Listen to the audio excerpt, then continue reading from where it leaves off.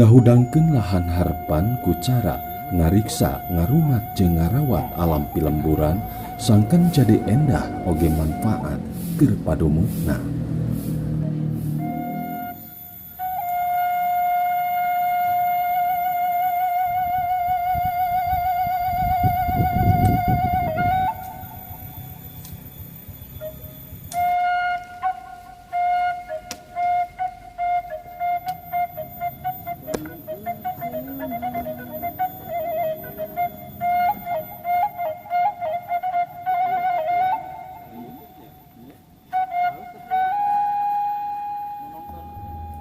Wujud dina dibentukna Forum Silaturahmi Jati Sunda salah sawios program nyaeta ngukolakeun lahan nu aya sangkan bisa manfaat pikeun tatane nu produktif.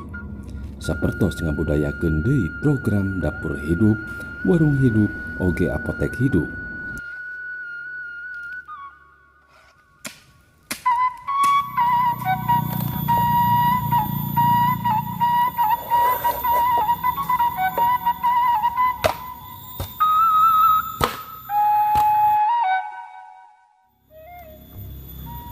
Dina hal ieu supidang tani Forum Silaturahmi Jati Sunda nu dipupuhuan ku Bapak Utatono ngamanfaatkeun gawe leutik supaya jadi campernik ditata ngebentuk teras sharing.